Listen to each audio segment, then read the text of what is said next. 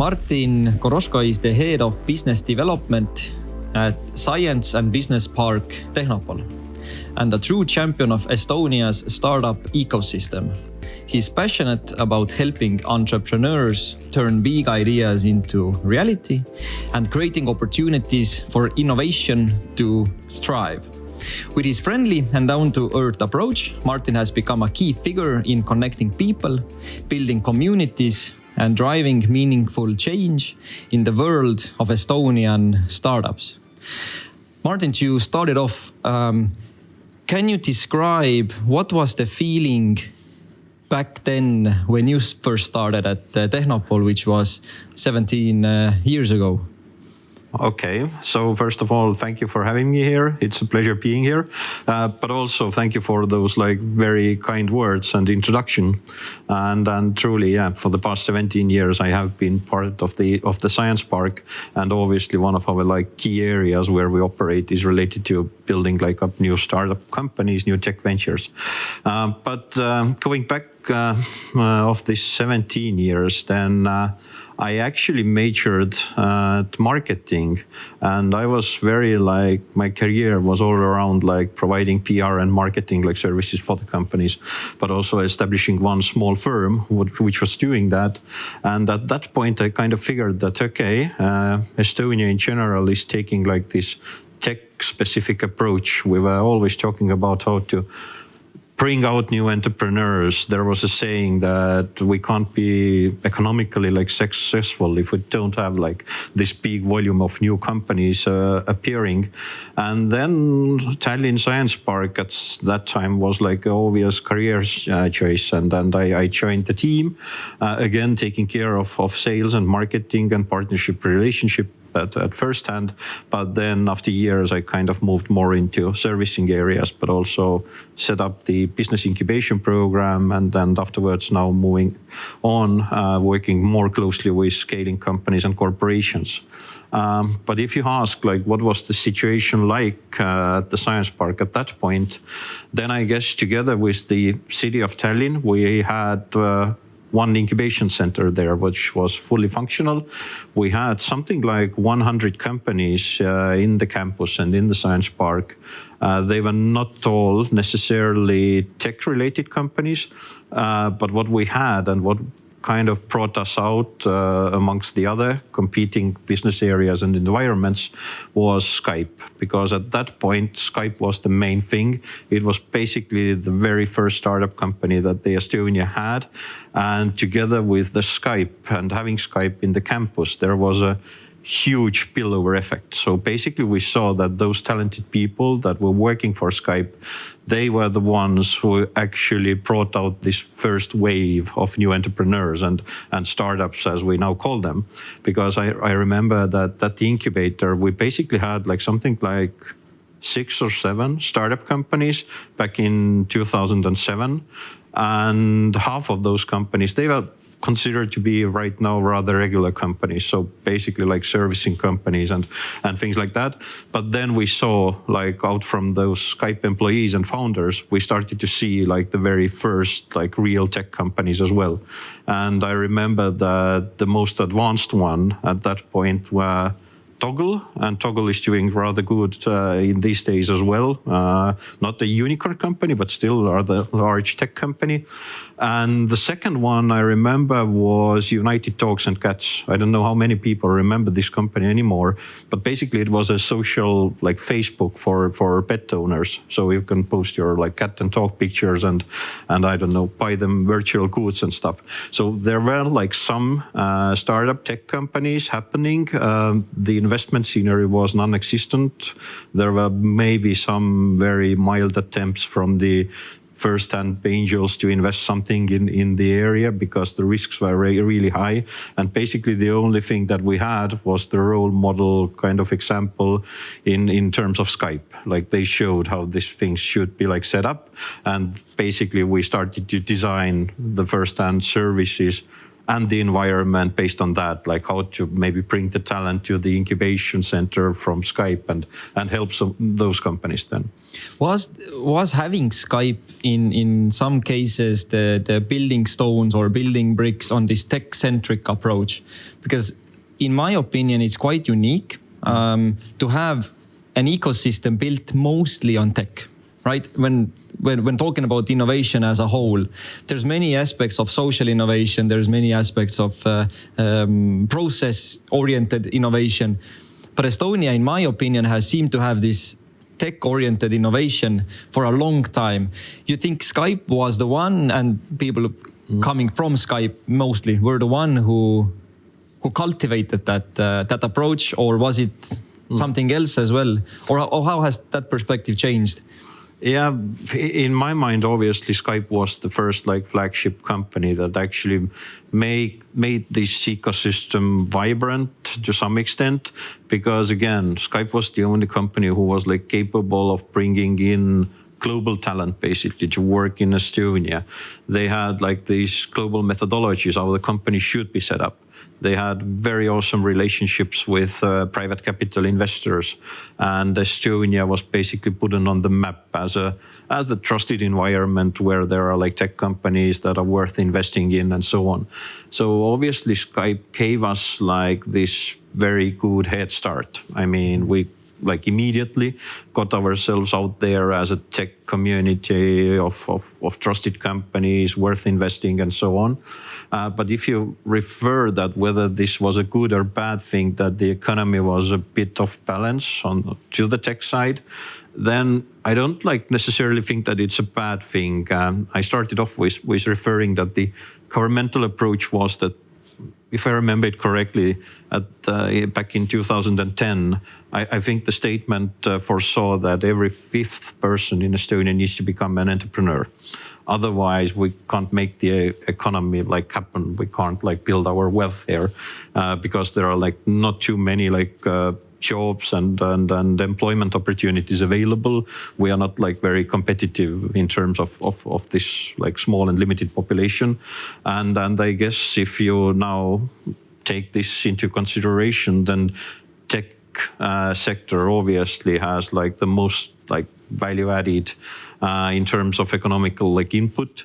So obviously it makes sense for Estonians to be competitive there, where the value added is the highest. And I guess this approach has brought us where we are right now. And I guess it's a rather good position to be in. Is the value add approach correct one to take when measuring success, in your opinion? You mentioned that every fifth Estonian needs to have a company, right? But everyone can have a company. But how do you determine what do you think is a success in terms of entrepreneurship or having a company? What are the main criteria, or how have they changed in the past 17 years, in your opinion? I think it all comes down to the mindset. Everybody can establish a company and then become technically the entrepreneur. But I think it's more about like the mindset that people have. And what changed over those 17 years is definitely like this dogma that it's possible to launch a global breakthrough company from a limited environment like Estonia, where you have like 1.3 million people, where you have like limited investment resources available, but you still can build like a very global and successful company. So we have like right now 10 unicorn companies, something like that. Again, it's like very unlikely a nation so small can have something like that. But what is like the reasoning behind that? It's definitely to do with this entrepreneurship and then mindset that the people have. And it's a bit different if you compare that to like large countries where this competition probably is very tense and it's very hard to like break through from there. So definitely Estonia is doing a great job there, and definitely it's to do with the mindset that people are having here. That's a really good point that you brought up, is that Estonia, or Tallinn in particular, is considered the unicorn capital, at least in Europe. We have the most startups, the most unicorns, the most money raised by women, etc.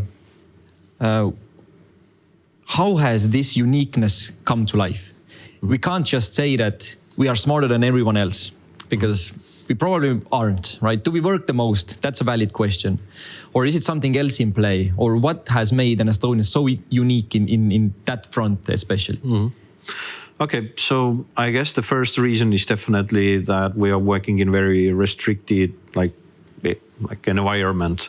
We don't have like huge amount of people, capital, talent available, and everything you do, you need to build up rather smartly. So I guess that nation-wise, I guess we are rather smart and rather like actionable. Like people, we tend to kind of do things rather quickly and proceed rather quickly. The second thing worth bringing out, I think, is the public sector interference to the ecosystem building as well, because it has had like very many positive side effects. Just bringing like a couple of examples, like if we didn't have like any like VC firms available investing in the companies, then the government took the approach and launched SmartCap, which was basically the governmental co-investment fund to tech companies. And this was the action that basically built trust in the investment community. The risks were lower for private capital investments, and everybody started to launch VC firms here as well. And then the investment community was set up.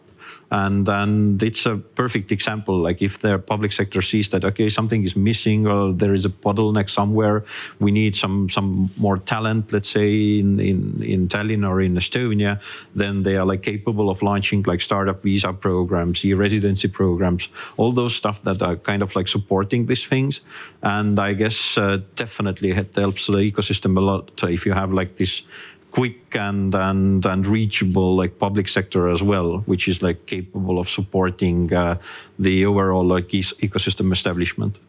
So the agile approach of having a state there as a great background force. Tehnopol itself is created by the state, by the city, and by the university. Has this trio? So this trio approach, is this unique as well, or is it something we see all over the world? I guess it's rather traditional setup because if we're talking about publicly established science parks or business parks that are there to support the entrepreneurship communities, they are normally established by public organizations. In very many cases, it's the university. In very many cases, it's the local municipality. In some cases, it's the national government. What makes Tehnopol a bit more unique is having like those three parties all together in one establishment. And this right away dictates that Tehnopol is not like serving only like one or a specific interest of like one organization, but we have like a rather wide approach on on supporting the tech entrepreneurs in Estonia in general. And I guess this unique position is something that is making us like rather successful as well, because we can always align our strategies together with the university, the city, but also the governmental strategies, and basically help those public sector organizations again to solve those bottlenecks that are there in the ecosystem, having us as a rather great servicing kind of organization for the tech entrepreneurs.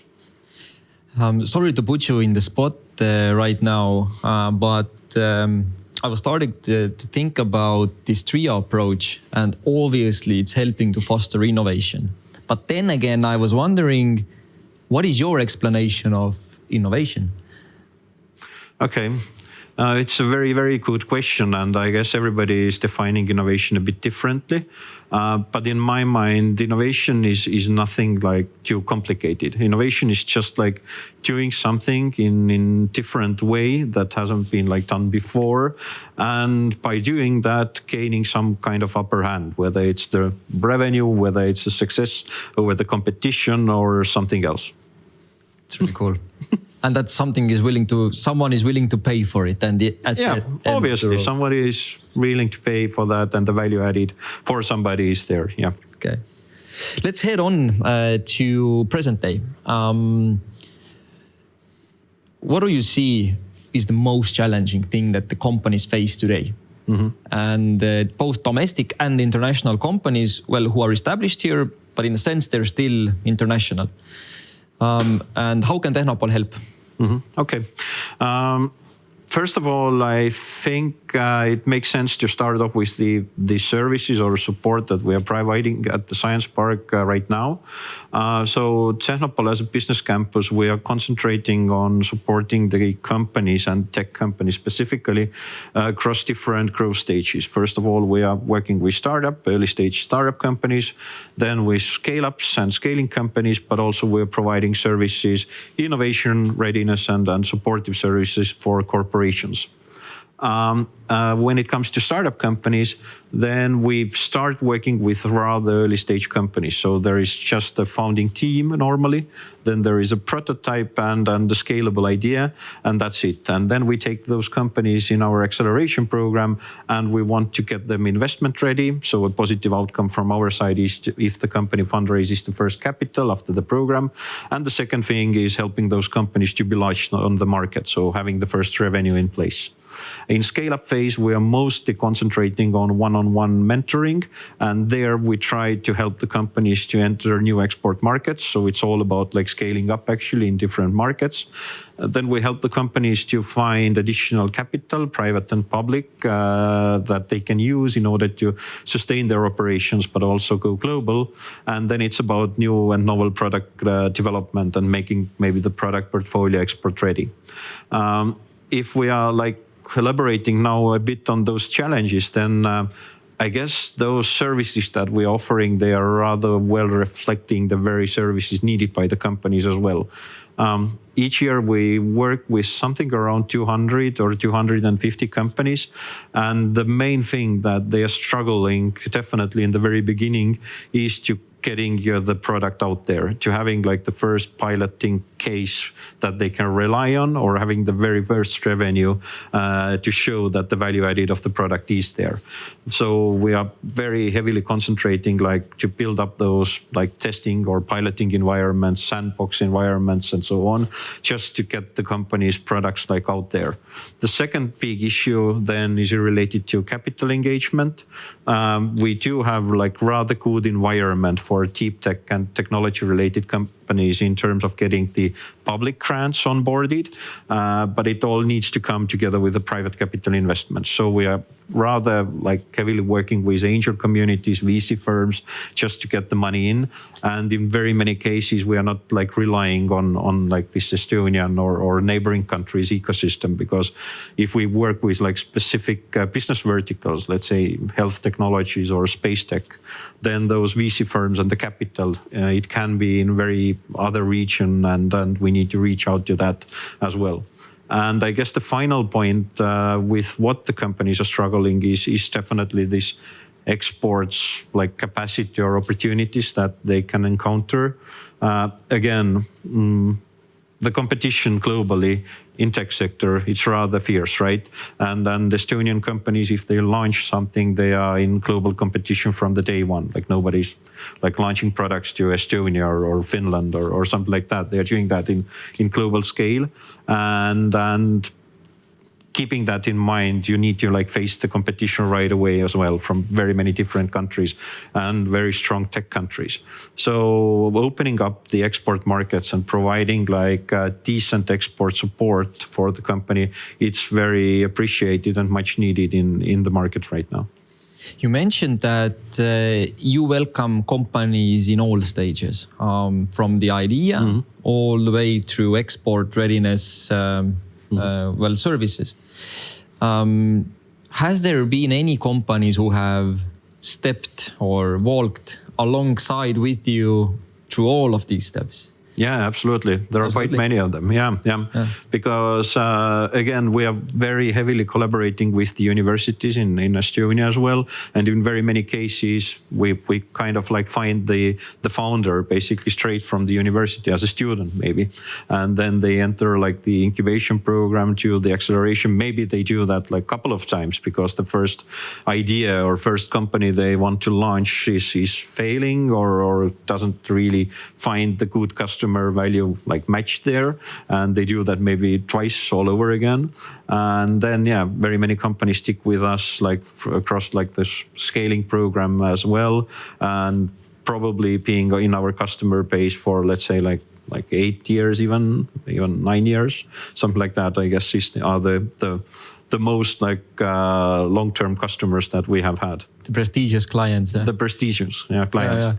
Yeah, because each and every case it's rather personalized anyway. So if you can maybe package the incubation or acceleration program rather well, like each and every starting founder needs to go past like those specific stages, then this scaling up it's rather personalized approach that we are taking there, because each company is like dedicating themselves to different markets, to different fundraising goals that they might have, regions and stuff like that. So it's rather personalized, and in very many cases we tend to work with the companies like that firsthand we agree upon that we help the company to fundraise capital, then we achieve that, then we open up the first export market, then we build the kind of good like connection with that market, and then open up the next one where we again use like different set of mentors and experts working with the company. So it goes like step by step, and each and every step might take a year, 2, even 3.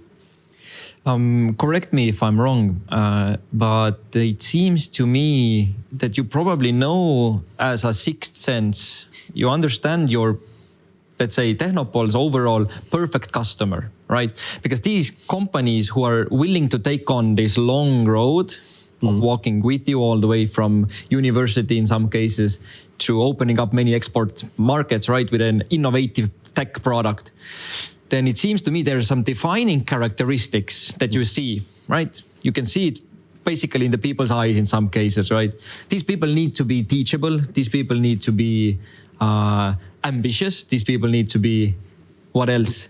Or am I completely wrong? No, you're not wrong. Yeah, definitely there needs to be some specific characteristics in the DNA to like work together with organizations like us. Like first thing you said it out loud, like this coachability, or whether they are like willing to take in the good advice that they are receiving and whether they are willing to react on that.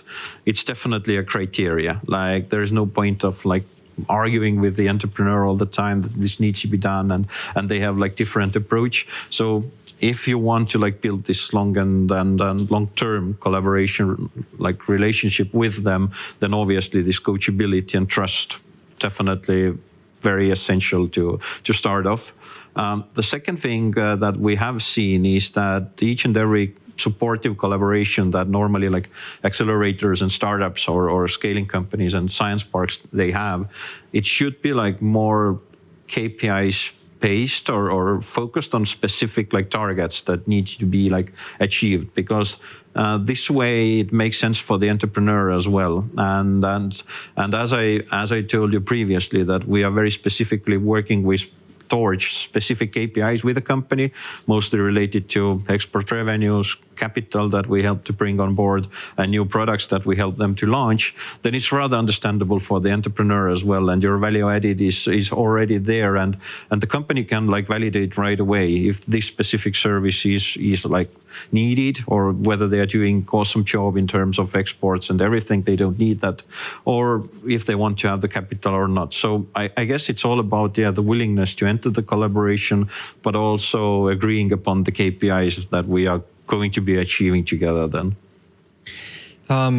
You have worked with many, let's say hundreds of companies. And I say walked with because in my figurative mind, I see them right here beside you, and you kind of all walk together. Is it hard to sell that kind of innovation to export markets, to VC funds, when the companies are with you and they share their joys and worries with you, kind of whatever stage they might be or whatever incubation they might be at. But you as Tehnopol, is it hard to sell their innovation to outside markets, or when the innovation is good enough, it kind of sells itself, right? Or what's your point of view on that? I don't think anything sells itself.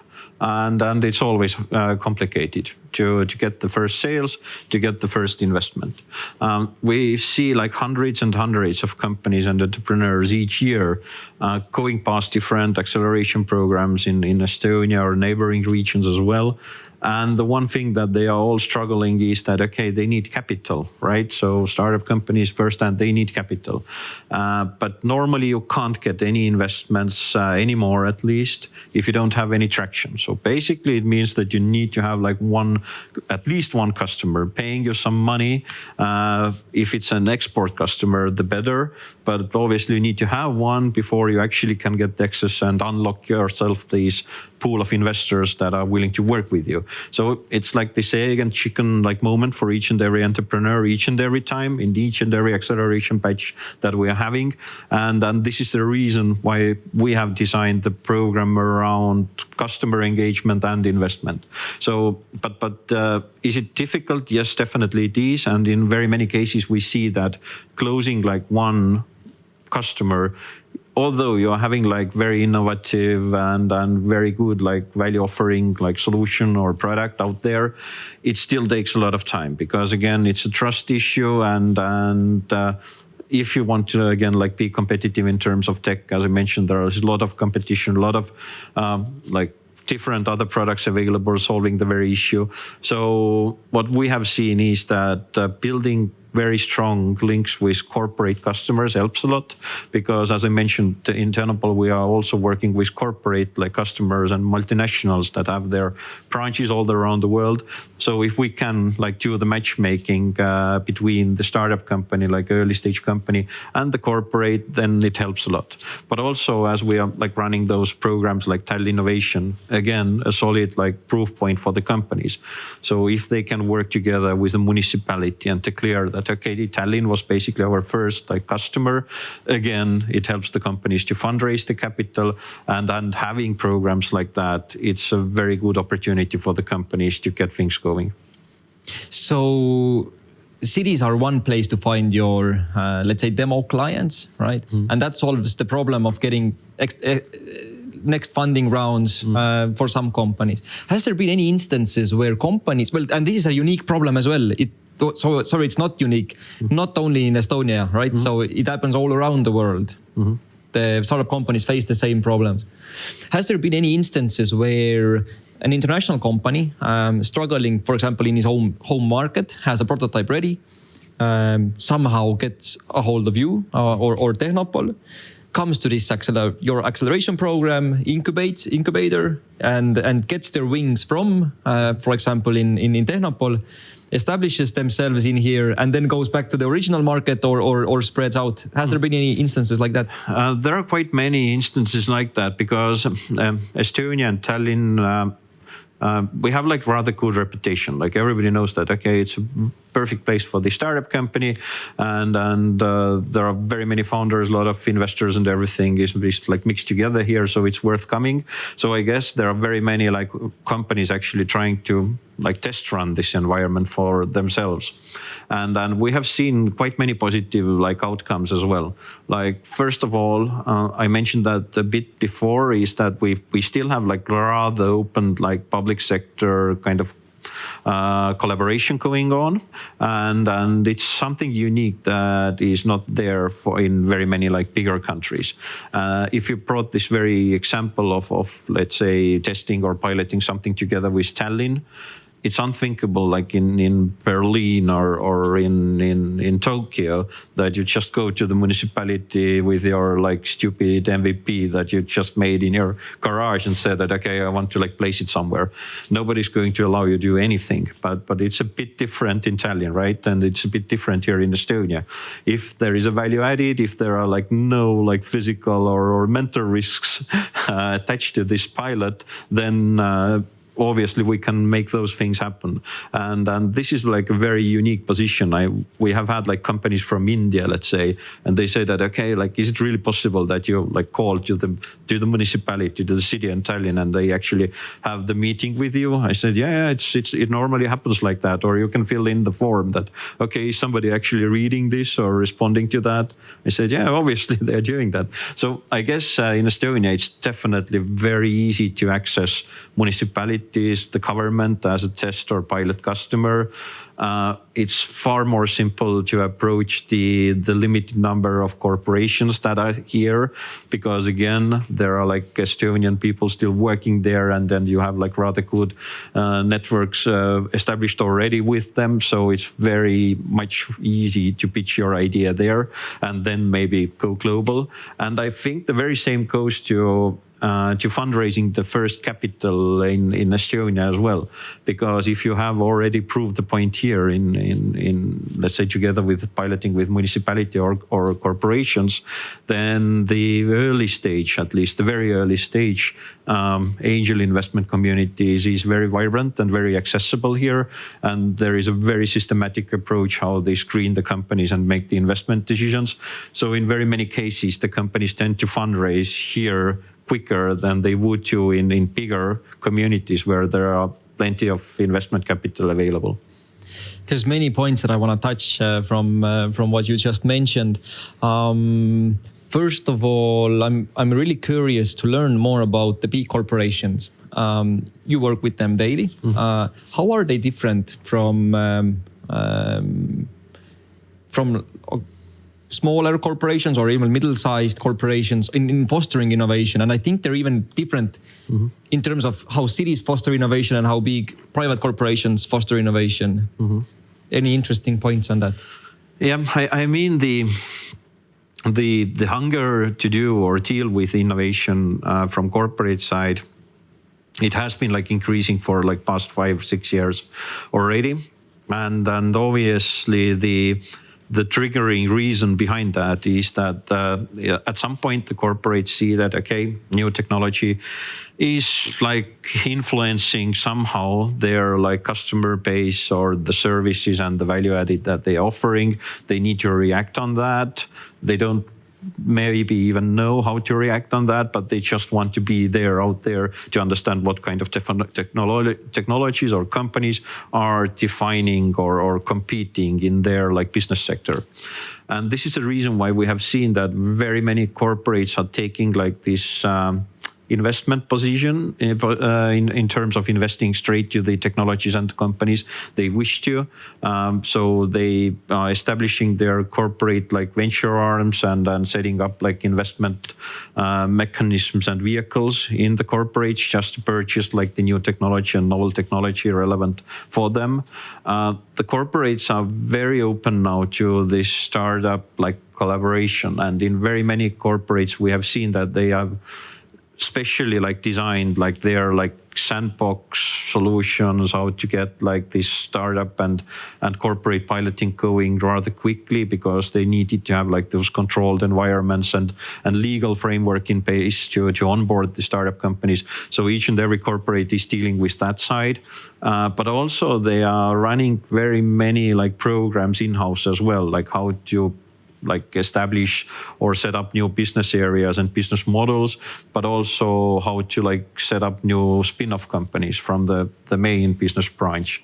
So corporates are doing like rather good work, and I think that in Estonia, I guess very many corporates have rather like solid approach how to do those like smart R&D investments, and in some cases corporates are doing like different things, like I don't know, like NFIT, they are running like in-house programs, how to like set up new like business lines and then maybe spin-off companies, but also they have established like the investment vehicle to invest in relevant technologies and so on. So I guess good things are happening, and really good to see that the corporates are very open to startup collaboration, because I guess like 10 years ago it was something like, okay, the stupid stuff that the guys are doing, it never works, I don't want to see them, and so on. So I guess definitely this approach has changed, and they are very open to actually work together with startups. And I guess the very same goes to the municipalities as well.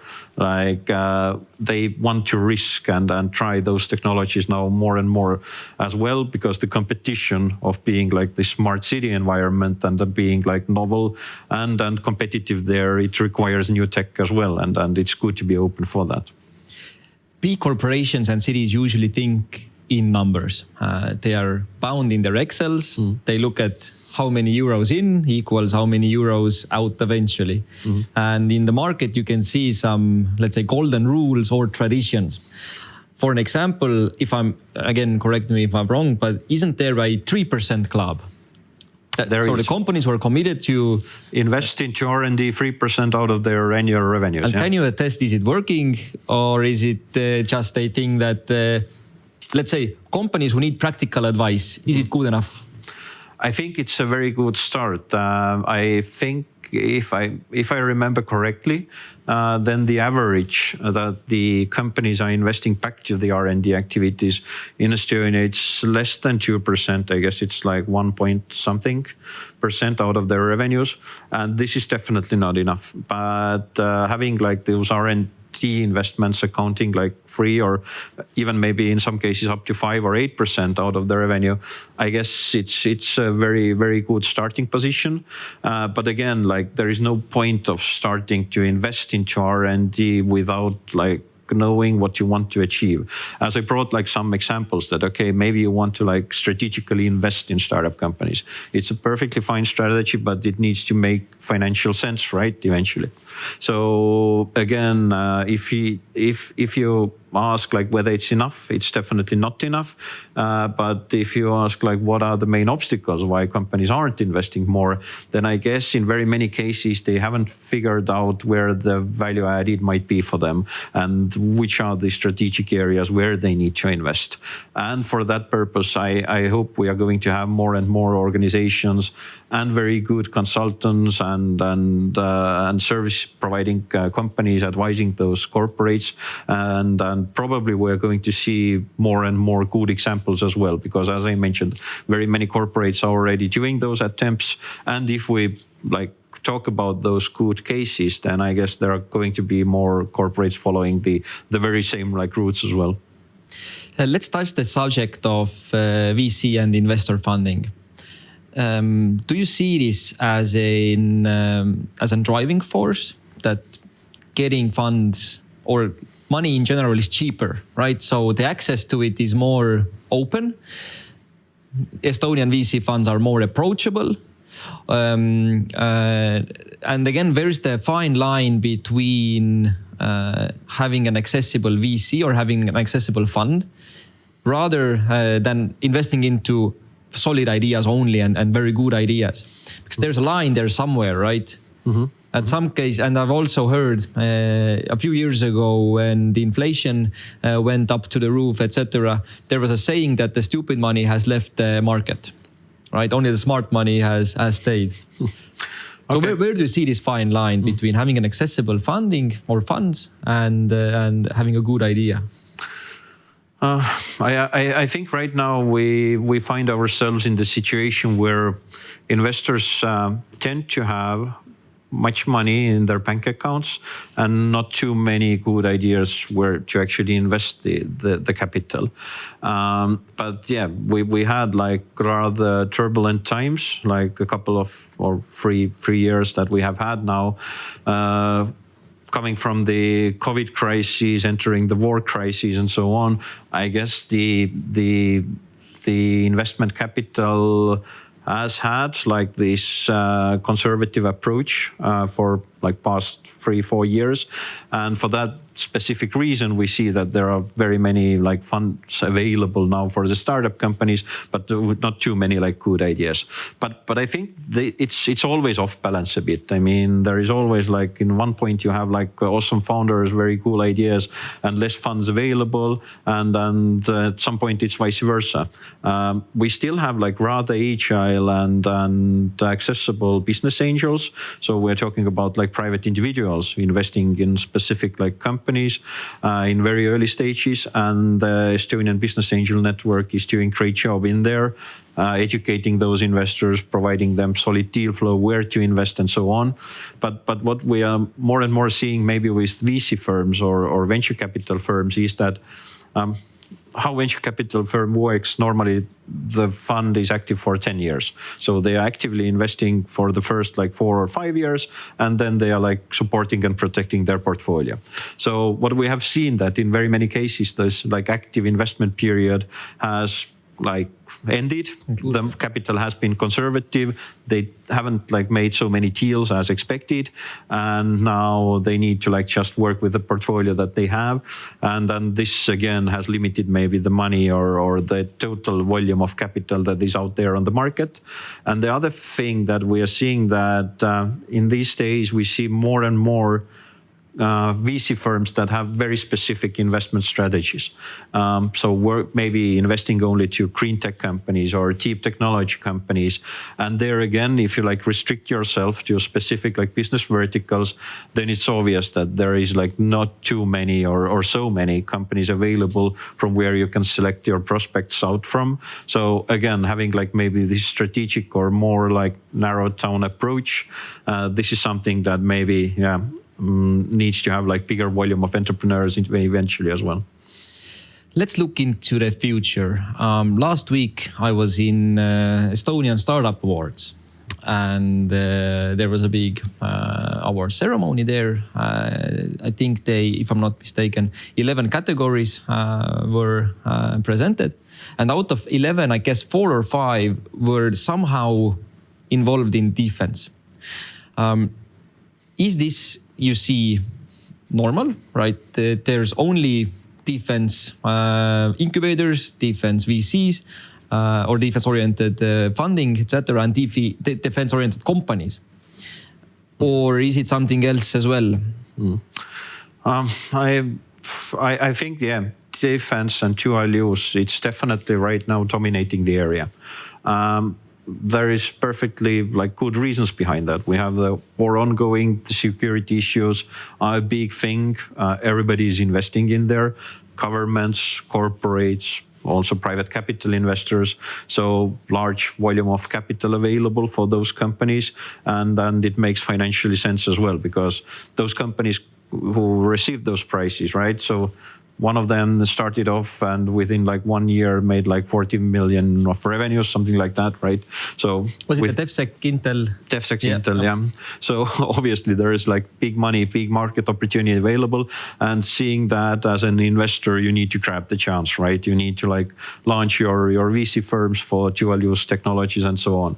And I guess the stars are aligned. Like we have the private capital looking for dual use ideas, but we also have like governmental sector looking for the dual use tech as well. And we see like those defense like innovation funds happening in Estonia. There is going to be a procurement for venture capital firms conducted by SmartCap again. So we are going to see more and more capital inflow there. But I guess it's rather like logical step as well, because the volumes and margins are high there, and it makes sense to kind of start and establish the company right now in dual use or defense area.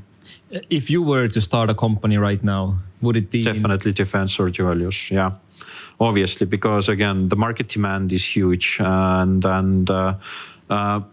we still don't have like all the acumen or expertise and very good examples in the area, but I think we are getting there. And if we see right now the most like trending verticals, then obviously it's the dual use and it's AI related technologies, right?